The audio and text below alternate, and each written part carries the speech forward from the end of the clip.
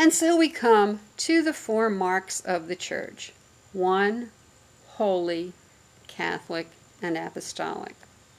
As I mentioned, Father Barron's video does an awesome job discussing these four characteristics of the church.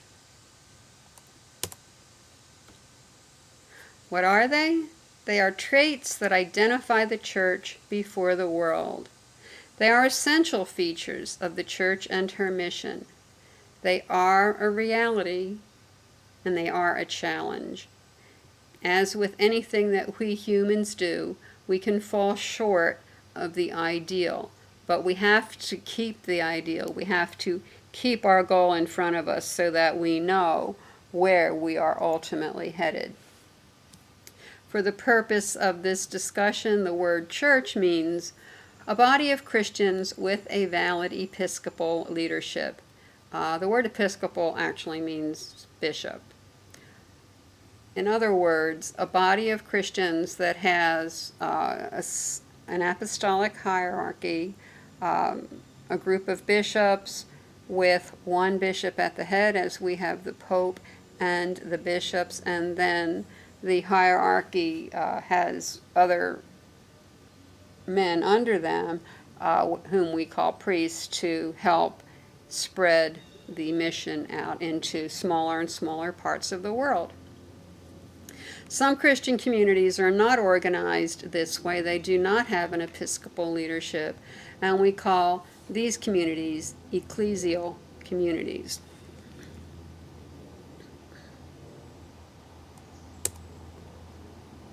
The church is one. In Scripture, Jesus says in John's Gospel, "May they all be one, as you, Father, are in me and I in you. So also may they be one in us, that the world may believe that you sent me." The oneness of the church reflects the unity of the Trinity. You cannot separate the three persons of the Trinity. The church is one communion held together by the gift of love, the Holy Spirit. Now, at the moment, the church does not, or Christianity does not look particularly unified. And ever since, right after, or even while Jesus was on earth, the people who claim to be followers have had disputes of various kinds, some more serious than others. In the 5th century, there were a lot of doctrinal discussions and disagreements in the eastern part of the Roman Empire, where they discussed things like whether Jesus really was fully human, whether he really was fully divine, whether the Holy Spirit was actually a divine person. There were many church councils called to discuss these various issues. The first major rupture in Christianity happened in the year 1054 between the cities of Constantinople and Rome, where the more eastern parts of the church, headed by Constantinople, didn't want to submit to the authority of the Pope who was in Rome. And therefore there was a major rupture. What we now call the Orthodox, the Eastern Orthodox churches were the result of this. And this particular rupture does continue to this day. It was more of a political than a doctrinal dispute, but it was obviously very important to the people involved. In the 16th century, with Martin Luther, we had what is called the Protestant Reformation, which was once again a major break with, first of all, church authority, and it was instigated by some very real abuses which had crept into the church, but it developed that other communities that did not recognize the authority of the Pope and the bishops began to form. As Father Barron says here, the play between the one and the many in the church life is within the tensive harmony of the three divine persons in God. That is the ideal. Even though we are many and we are diverse, we still work together in harmony. These things we are talking about over here were breaks in this harmony and breaks in this unity.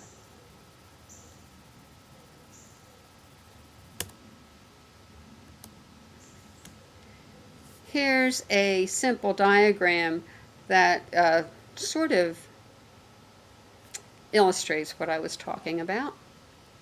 Let's go back to Abraham in about 1850 BC. Abraham was chosen by God to form his chosen people. Now, when you are chosen by God, you are given a job to do, and most of the time, you feel like you're not up to the job. I don't know if I can do this, God. And God always says, I will be with you, and the job will be done. So from this came Judaism. Now Abraham, actually this line down here is through Abraham's son Isaac, whom he finally had with his wife Sarah, even though both of them were well past the age of childbearing. Before that, Abraham had another son through a serving girl who was named Ishmael, and his line is up here. Ultimately, Islam, Mohammedan Islam, at about 600 AD, developed from the followers or the descendants of Ishmael. But we're talking primarily about the descendants of Isaac, who were the first Jews, the Jews that kept alive the promise of the Messiah and the belief in the one God. Jesus was the culmination of this race, the one that they were waiting for, although they still haven't all recognized that. And with Jesus, in about 33 AD, Christianity began. The Jews, as you well know, are still active and living in this world, and so apparently God isn't finished with his chosen people. He still has a job for them to do. Christianity then split around the year 1000 into what we call Orthodox Catholicism and Roman Catholicism. There are people still in these Orthodox countries that are united with Rome, and they call them the Uniate churches, Eastern rites of the Catholic Church. The Orthodox are not under the authority of the Pope. And in England, in around the year 1550, we had Henry VIII. This is incorrect. It should be Henry VIII, who also broke from Rome because he didn't like that the Pope wouldn't let him marry the person he wanted to marry. So we have the Anglican Church springing from that, who also don't recognize the authority of the Pope. All of these breaks, including Martin Luther's down here, all of these breaks resulted in further fragmentation. The Anglicans now have many divisions, and of course we know that the Protestant churches, once Luther made the break, are still fragmenting into various smaller denominations and sects. So on the surface it kind of looks like Christianity is not one, but we still do have that common baptism holding us together. And this is just kind of in words what I just said, commenting on the diagram. That God revealed himself to the Jewish people, Jesus was the fulfillment, Mohammed drew from both Jewish and Christian traditions to formulate Islam. There was the great schism between Roman and Orthodox Catholicism, and then the Reformation, which began the biggest fragmentation of Christianity, which is still ongoing.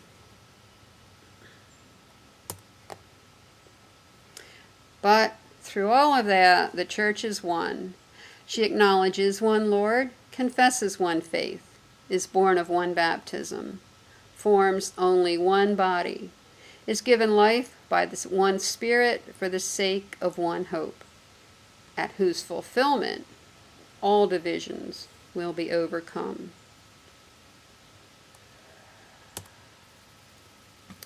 The church is holy. If you look around here, you see that not everybody in the church looks holy, but the church is holy. Holy because the origin is the Holy Trinity. The sacramental life of the church is holy because even though it appears that there are priests performing the actions, it is actually Jesus Christ who is acting when the sacraments are administered. Sources of holiness in the church are the sacraments, the Ten Commandments, the virtue of charity or love, and the prayer life of the church. There's a lot of powerful holiness going on within the church, even though it's not always visible or emotionally apparent. The church is holy in her founder, in her saints, and in her means of salvation.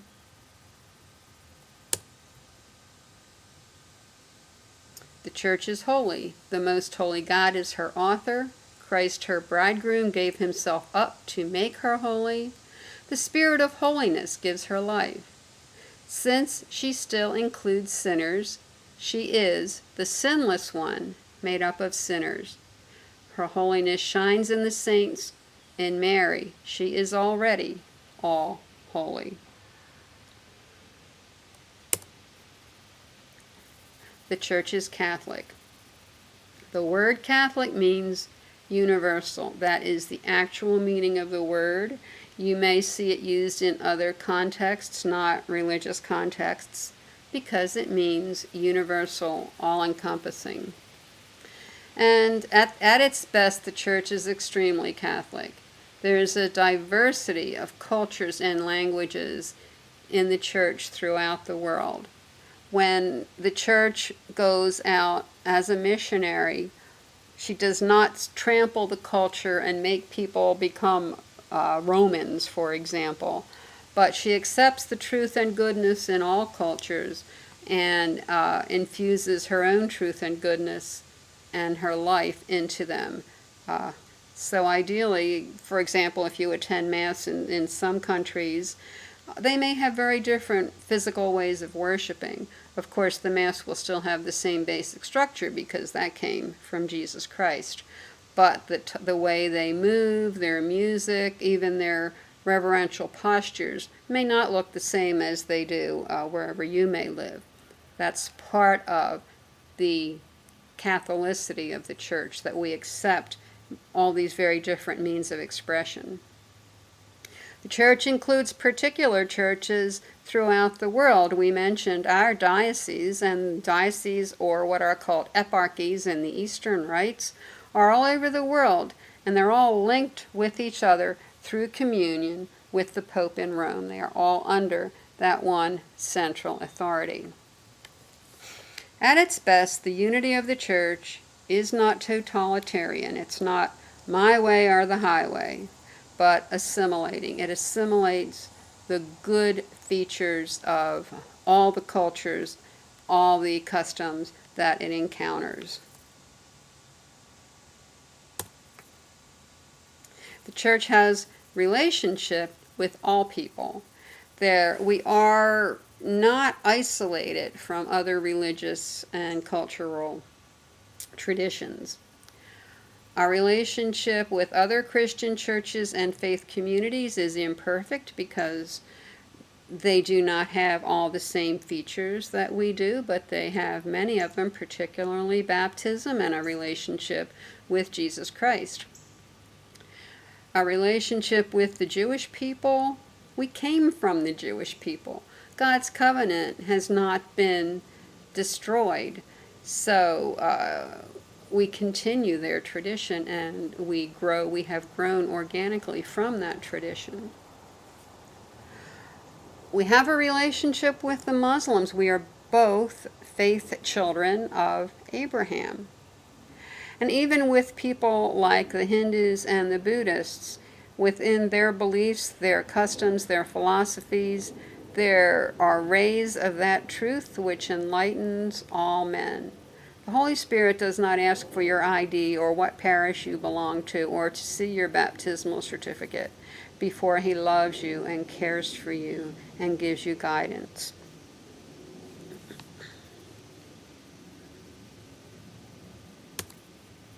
The Church is Catholic. She proclaims the fullness of the faith. She bears in herself and administers the totality of the means of salvation. She is sent out to all peoples. She speaks to all men. She encompasses all times. She is missionary of her very nature.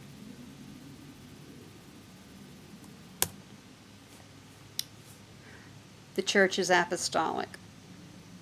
As we mentioned before, the Church was founded on the apostles. That group of men was the first church, along with, of course, Mary, the mother of Jesus, and their other followers.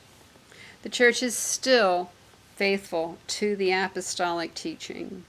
The College of Bishops under the Bishop of Rome, the Pope, are the direct successors of the apostles.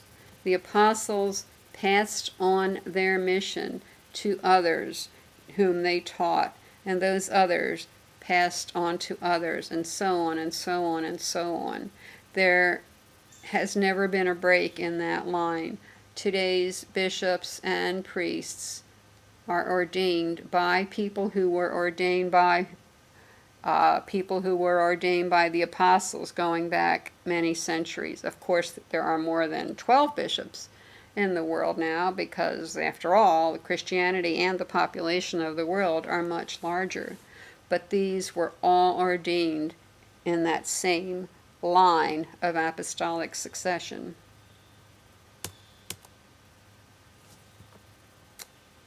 Because of this, there are certain characteristics of the Church. One is called indefectibility. In worldly matters, in governance, and so on and so forth, yes, the people who run the Church can make mistakes.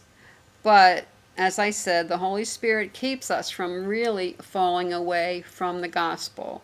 When we begin to get a little shaky, He gets us back in line so that we always have our true goal in mind and our true message.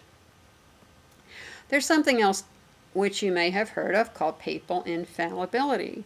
Probably one of the most misunderstood or the least understood things that we speak of in the Church. The Pope is a man. He is a flawed man. Many popes were very holy men.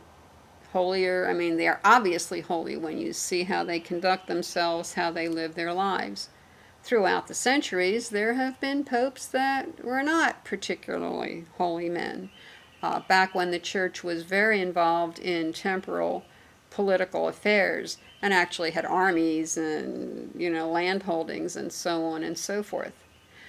Popes can make mistakes. But if the Pope, under certain conditions, formally declares a revealed truth of doctrine or a revealed moral standard, he cannot err. That is infallibly true. But just because he says something doesn't mean it's infallible. There are very formal conditions to be met, and he will say that this is an infallible declaration. It really does not happen very often. Another word related to this whole subject is the word magisterium. Magisterium is a function of the Church. It's the teaching office. And a large part of the Church's mission is to teach.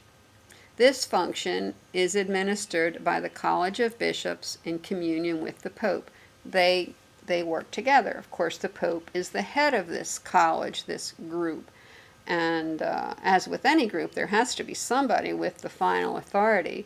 But they work together. For example, if there is a doctrinal question, there will be a council called, either of local bishops or what we call an ecumenical council. All the bishops of the whole world gather together with the Pope to discuss the important questions and to make a decision. There have been several of these over the centuries. So magisterium is not a person, it's not a group of people, it's an office, a function. Similarly to the presidency of the United States, that's a job, that's a function. president, the current person who happens to be performing that function, is not the presidency. He is just its current representative, its current incarnation.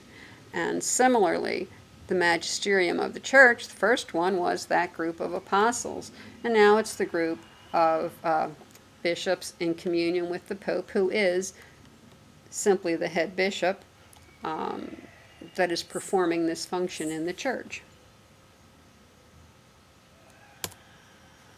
The church is apostolic. She is built on a lasting foundation, the 12 apostles of the Lamb. She is indestructible. She is upheld infallibly in the truth.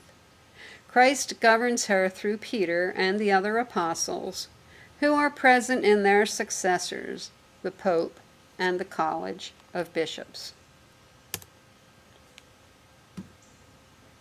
So ultimately, we are back to the phrase that is used frequently in Catholic theology, already, but not yet.